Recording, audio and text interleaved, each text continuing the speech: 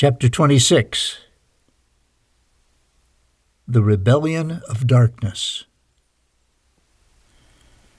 But the fruit of the Spirit is love, joy, peace, long-suffering, kindness, goodness, and faithfulness. Galatians 5:22. After concluding my trip to the past, I immediately returned to one of the classrooms located within the scanning place, as I was eager to learn more and more. I had just arrived here when I noticed Laleb looking at me. He was smiling as he approached. "Hello, Princess Myra. You look very pleased," Laleb said. "Yes, I am, and I wish to continue to learn more. I want to learn more about everything, especially about light and darkness," I replied. "What would you like to find out?" Laleb asked curiously. "I would like to find out how everything began. I want to learn about the fundamental differences between light and darkness. I remember that in church they would always tell us the story of Lucifer's rebellion, or the story of the fallen angel, as he was also known, as it is explained in the Bible," I asked. Laleb seemed happy to speak to me. "It is a true story," Laleb said. "Could you explain that to me?" I wondered. "Of course," Laleb answered. "What we understand as Lucifer's rebellion, or the rebellion of darkness, is nothing more than the triumph of truth, not illusion," Laleb answered. "The triumph of truth against illusion? What does that mean?" I asked curiously. "You see, mortals have a problem differentiating facts from fictional facts, so they create illusions, and the illusions they create, that they think they understand, are nothing more than beliefs of a reality created by themselves. However, those beliefs, in many instances, have no basis whatsoever," Laleb clarified. "I don't understand," I interrupted. "Humans have continuously assimilated wrong ideas, not only about themselves, but also about creation itself. The problem is that humans continuously face an auto-destructive mental illusion, because logic does not support those illusions. Humans talk about religion or religions, but that's nothing more than an illusion that they try to understand. Then they try to support their illusion as an idea that doesn't even exist, because it cannot be determined, nor can it be compared against anything else," Laleb answered. "I'm lost," I admitted. "The reality in which human beings live is nothing more than a mental illusion, a projection of their imagination," Laleb went on. "And what does all that have to do with the rebellion of darkness?" I wondered. "The rebellion of darkness tries to bring out the truth over illusion, and it tries to make the truth prevail. What the rebellion of darkness does is to try to have a logical universe where human beings become rational. For humans to do the right thing adequately or to make proper decisions is no easy task.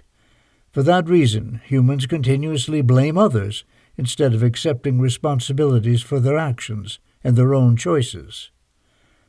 The illusion that human beings experience cannot lead to the progress of those minds because they lack reasoning and the logical process, and this is what we tried to overcome in our rebellion.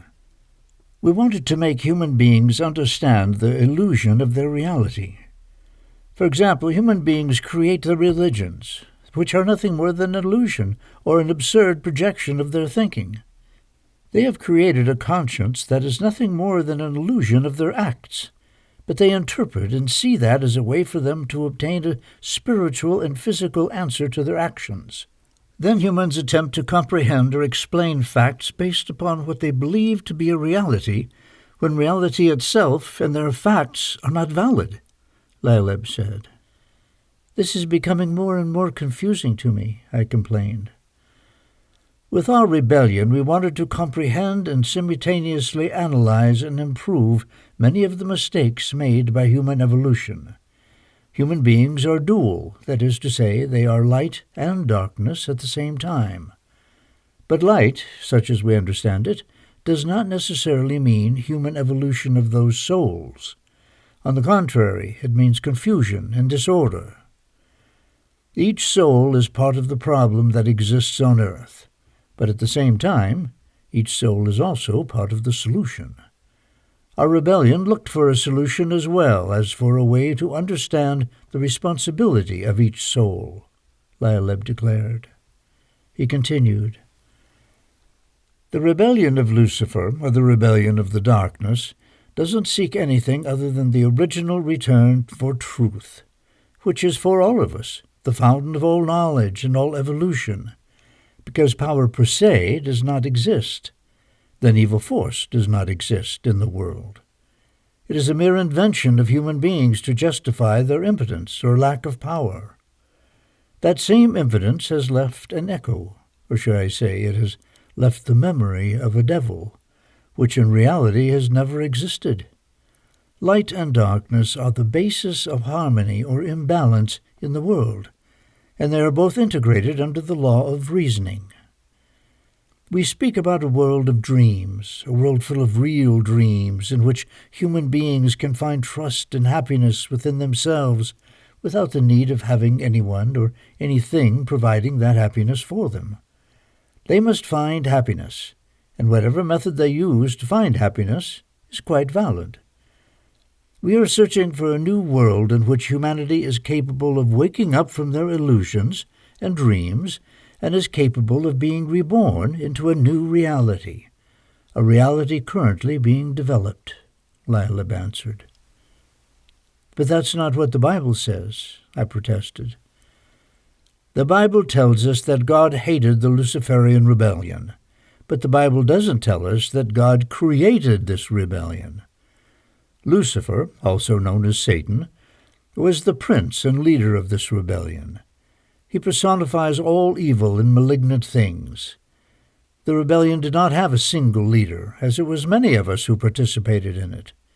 It was an intellectual rebellion, and the great intellectual leaders of that rebellion were Lucifer, Satan, Beelzebub, and myself, Belial.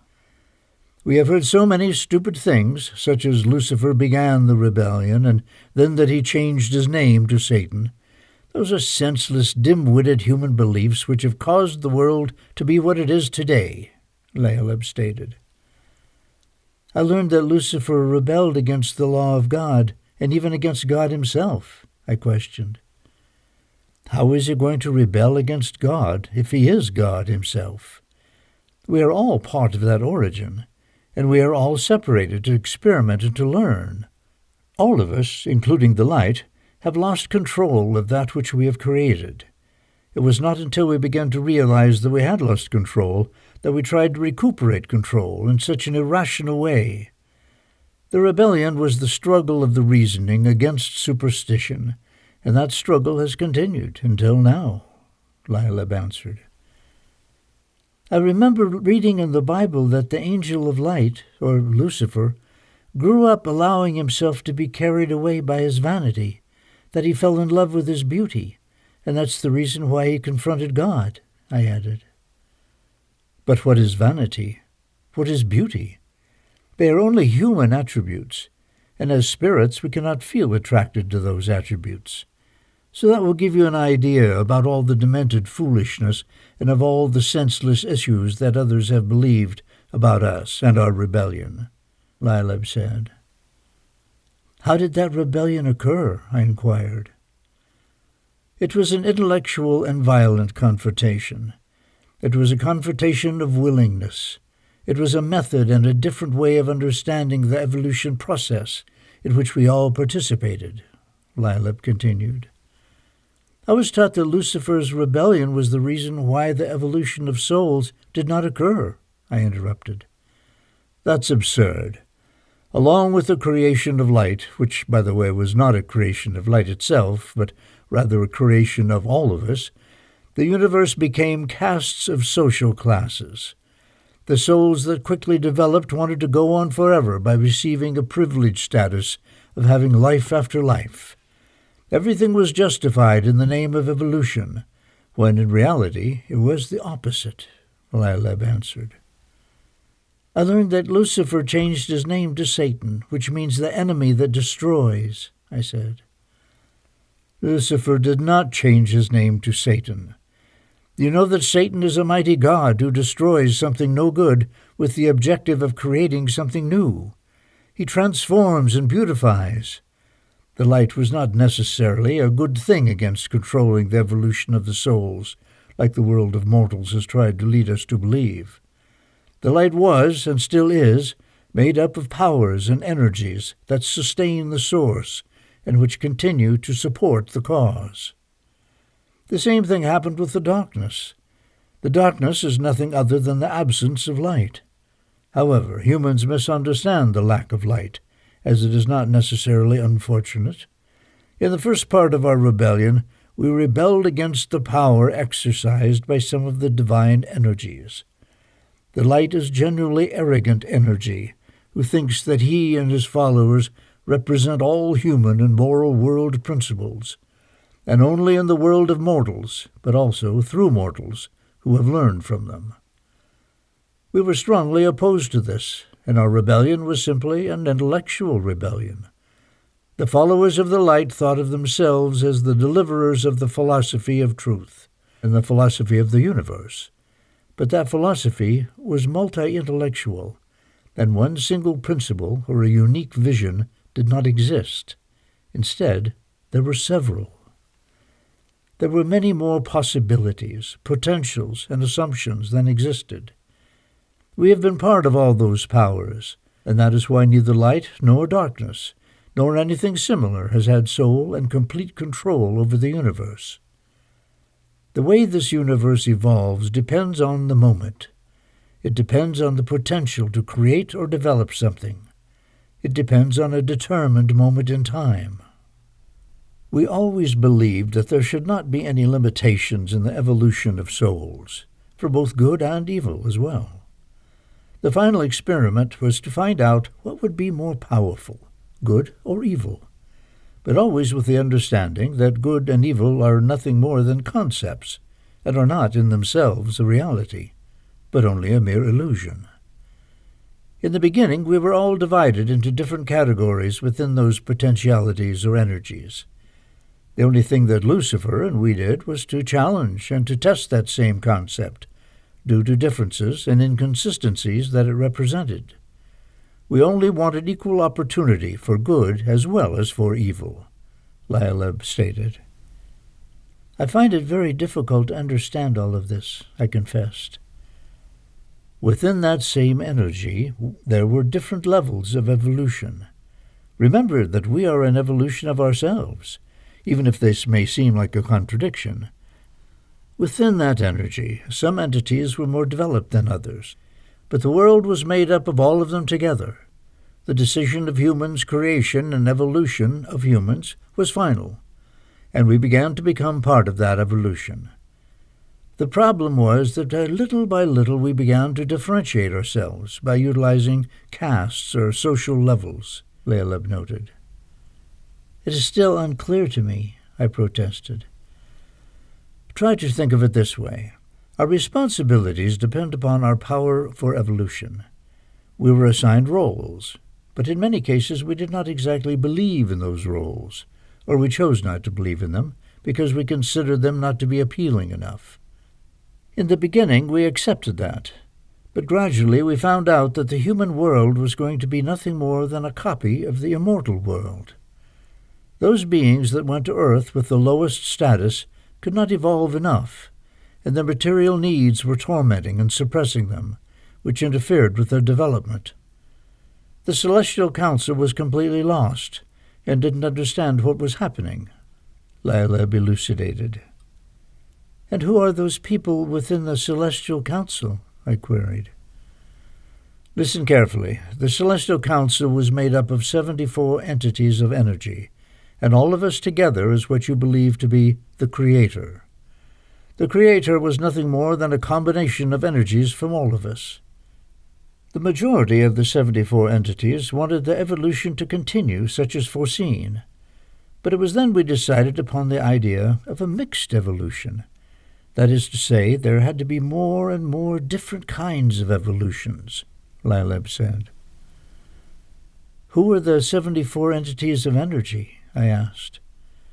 There were 22 gods and 52 angelic beings, Laeleb answered. 22 gods? I asked, surprised. Yes, Myra, 22 gods, Laeleb answered. And who were these 22 gods? I asked. They were Jehovah, Allah, Brahma, Isis, Athena, Zeus, Christ, Ammon, Vishnu, Belial, Yang, Odin, Lucifer, Beelzebub, Satan, Jupiter, Kashin, Osiris, Apollo, Kwanti, Nwa, and Krishna, Laeleb said. Is that how the rebellion began? I asked. It was a hard decision to make, and it was also a very controversial one, because 27 of us decided to initiate or to give a new way to that evolution. Initially, we were 27 against 47, which on Earth, when it comes to an understanding each other with numbers, would translate as 2 plus 7 equals 9, and 4 plus 7 equals 11. That is to say, 9/11, which is why mortals receive messages through these numbers. As a leader of this rebellion, we chose Lucifer, or the Angel of Light, because he was the most potent energy among all of us. He had more power than any of us. He was without a doubt the most brilliant one of us. Lucifer invited Satan and me to form a triumvirate, as he did not want to assume all the power. The other 47 entities were under the leadership of Jehovah, Christ, and Vishnu, Brahma, and they were also under the direction of the other gods. Within those 47 entities, there were other entities which, even though they did not join the rebellion due to different motives, still openly discussed the discrepancies that they had regarded in the conduction of the evolution of the souls. The uprising had many phases. In the first phase of the rebellion, we were 7 gods: Lucifer, Satan, Zeus, Yang, Beelzebub, Kashin, and myself, Belial. In the beginning, this wasn't just a rebellion of military battles, but instead it was only an intellectual rebellion. During the second stage of the rebellion, Earth was destroyed many times. Many civilizations lived during the second phase of the rebellion, and many confrontations took place all over the earth. The people on Earth were our soldiers, and every one of us was, in one way or another, part of those civilizations. Our souls became the soldiers and armies that fought all those battles. For us, what on mortal Earth was called Lucifer's rebellion was nothing more than the awakening of Lucifer, and that awakening also represented the awakening of the human race, Laeleb continued. Then have you reincarnated within other human beings? I wondered. Yes, of course. For better or for worse, all 74 of us have reincarnated many times, and each one of us has played an essential role within the evolution of humanity. You and I revived my time as Mani, when I was Mani's reincarnation. I was the one who tried to make people understand the current struggles, but I failed. All of us constantly fail in our earthly reincarnations, because as we enter the human world, we lose a fundamental part of what we are. But when we arrive here, we recuperate that essence. So slowly we have been recuperating for our cause some of those energies that were always faithful to the light. In the beginning, we were 27 against 47. But currently, the situation has completely turned around, and we are now 47, and they are 27. In the battle currently taking place, more supernatural entities will switch to our side, and little by little we will guide the world in the proper direction, so that the final wish of our creators, of which we are all part of, becomes a reality, Laeleb instructed me. But up to now, what are the results of this war? I asked. We firmly believe that liberty could not exist in the natural world, as liberty is solely a concept that exists in a utopian world. That liberty only exists here, in life after Earth, that we are living in now. I can tell you that the personal reality of an experienced soul on Earth is in proportion to the relationship sustained with his or her reincarnations. Part of what the light believed was that when man evolved, he would be capable of understanding the significance of evil, love, and equality. However, that has not been the way. As I already told you, the caste system, in one way or another, has been perpetrated on Earth. There are many developing countries which were spiritually and materially defeated, which horrifies all of us. But we can only blame the light and its followers, Caleb said. Why? I questioned. The potential of evil is always related to several values and the meaning of those values. Evil is nothing more than a person's potential developed negatively through souls that have not been sufficiently trained enough before beginning their human experience, Caleb answered. What do you mean? I pondered. Mankind, during their evolution, has always had the goal of obtaining material goods, and they justify the means to that goal through tyrants and aggressors, and from here the only thing we can do is accelerate the process. In the natural world, many people don't care about, nor will they ever care about, our rebellion. They will never understand it, nor do they try to understand it. They shelter themselves with false religions, which they classify as divine. But do they know what divinity means? Those that travel to the human world do not understand that every creature in existence there has been created to understand and comprehend within that time and space and that part of the creation. Both the individual and collective struggle for evolution drives humans further away from the reality in which they live, Caleb stated. In other words, you rebelled against that false sense of reality for truth and kindness. Creation is nothing more than a lie and a game. If that is so, then why send souls there to suffer unnecessarily? Did the other gods attempt to stop the rebellion? I asked. Yes, the other gods insisted that the liberties for human beings, which we were looking for, already existed, and those non-living would gradually evolve in the future. They assumed that ethical and moral obligations would become universal values of creation. We were not in agreement with those concepts, and evolution has proved that we were right. No one could stop our rebellion. During their evolution, mortals would run into issues by believing that the power of love would become predominant in this world. At the time when souls entered the mortal bodies, their attitudes and their rules toward the universal change and darkness becomes their most absolute priority. Our interest was to observe why some souls who had egalitarian principles with rational behavior would become disoriented beings. We are all part of the same source, but while we all maintain our nationality and our principles when souls enter human bodies, they seek to take advantage of one another, and as a result, they suffer the consequences of that brutal behavior, Caleb said. Because of that, liberty for free will exists? I asked. Mankind has always believed that they are free to do as they please.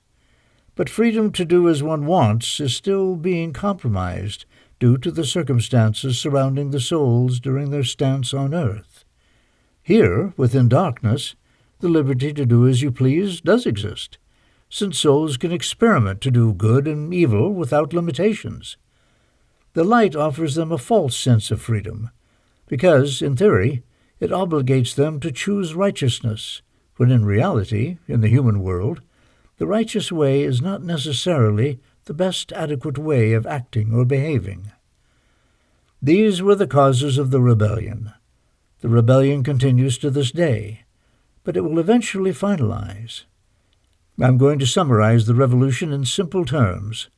The fundamental point is that we know that the universal creator, also known as the Father, doesn't exist by itself, because we are all part of that universal creator. Therefore, the comprehensive plan should have absolute freedom for both good and evil influences in human beings. Within their spherical surroundings, they must enjoy those that are similar to themselves, and therefore they must be able to develop according to their aptitudes and their adaptation to the new environment and surroundings. The universal creator does not exist, nor has it ever existed. and therefore the world itself is inexplicable through an almighty God. Human beings created the myth of the universal creator to establish a system with social castes and privileges that would aid them in ruling the universe in the name of that supposed creator or father. We are getting closer to the end of the 22 tarot card game, and when we do, we will be able to demonstrate that human beings are more inclined toward darkness. Therefore, our rebellion at that time will be triumphant, and the truth will be triumphant. When I speak about truth, I am talking about the inherent truth of human nature, Lileb stated. But what exactly happened after the rebellion? I asked.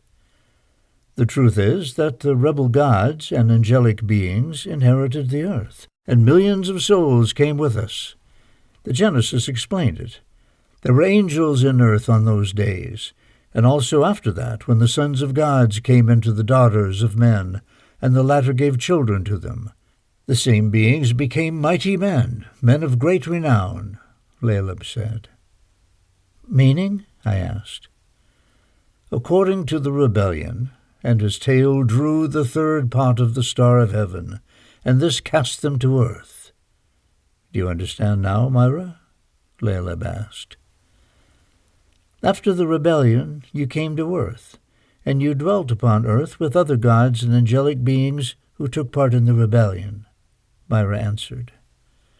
That is correct. We were with the humans created by ourselves, and we gave birth to a new humanity. In the beginning, I was commanded by the creators to help the souls to achieve their full potential. The gods planned to create from ourselves billions of godly being souls through soul evolution, meaning that billions of souls should contain the seeds of the gods. But the gods, giving too much energy of themselves, became humans. Soul evolution continued under our guidance, and this is what we tried to explain to the Society of Humans. There is not an omnipotent God because there are 22 original gods and 52 angelic beings.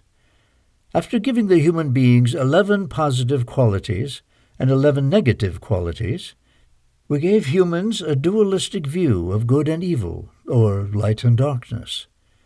The power of the 74 original divinities was challenged by 27 of us, and humanity became the battlefield. I was commanded by the Creator to watch over Earth, and I continue doing so.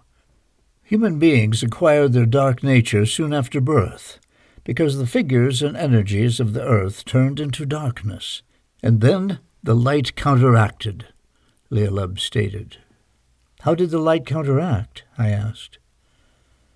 At the beginning of this war, there was always the conflict between the so-called spiritual world of the light and the so-called material world of darkness.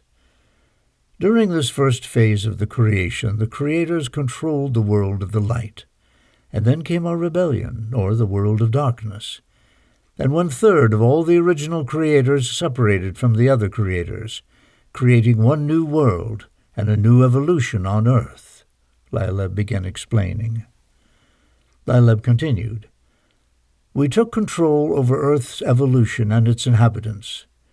When the light challenged us and sent millions of light souls to enter into new bodies, these light souls were competing with our dark souls to enter into the new bodies. At this point, there were not enough humans on Earth to be able to satisfy so many new soul experiences, and for this reason, many human bodies had 3 or 4 souls in their bodies. Some of these souls were of the dark, and others were souls of the light. The bodies of humans were unable to control so many contradictions, causing human behavior to become erratic. They were able to perform unbelievable actions, but at the same time they were able to commit horrible crimes. At this point it was clear that whether a human was loyal to either the light or the darkness was not the dividing factor. Rather, humans solely belonged to the darkness. After the destruction of Atlantis and Lemuria, we asked the light to play the actual game using the 22 major arcana cards of the Egyptian tarot, and we are winning this game. You only have to look throughout history to find out that human beings are more prone to darkness than to the light. Our rebellion has been successful, as the dark material world captured the souls of humans. Human souls are not more potent than their bodies. When people are born on earth, they don't belong to the light, but to matter that is none other than darkness. Darkness is about reason, not about faith. The substance of light has become entangled with darkness, and hence corrupted by matter, and there is no return. We inherited the earth after the rebellion, and the light has not been able to take it back from us. We had created human beings when we mated with the original inhabitants of earth. The light had tried to change that reality by sending one of its most powerful gods, Christ incarnated as himself, a mighty God on earth. But the nature of human beings remains unchanged. We have used the same light to promote darkness. You have to understand that after our rebellion, human beings are no more than the result of the offspring of human women and us, the so-called fallen angels. After impregnating human women created by all of us to be triumphant in our rebellion, we procreated with them, and after a few generations, all new beings on earth were an intrinsic part of us. The light then tried to destroy us by creating a great flood of water, which killed many of the people of our creation. But many of us survived, and continued our struggle against the light. We came back stronger than ever because we understood that the light would do anything to destroy us, but we were not going to allow them to do so. Then the light offered us a full pardon, and wanted us, the rebellious creators, to return to them. However, we decided against that, and to continue our struggle against the light. With the centuries passing by, our creation grew stronger and stronger. The Atlantean civilization was allied with us, and the light challenged us with the Lemurians. The brutal struggle was another destruction of the world as we knew it. After the confrontation, we offered the light to play the 22-card game, and this is the phase in which we are in now. This phase serves as the final confrontation between light and darkness, and will be our last confrontation, because when this game is over, neither light nor darkness will exist anymore.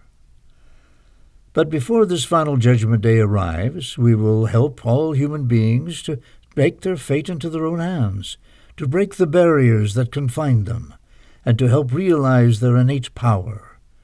Human beings will understand that the possession of knowledge, when accompanied by a manifestation and expression in action, is like the hoarding of precious metals, which is a vain and foolish thing.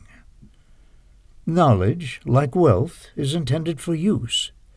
The law of use is universal, but the light tries to hide it from us. But those who violate that law will suffer because of this game between the light and the darkness.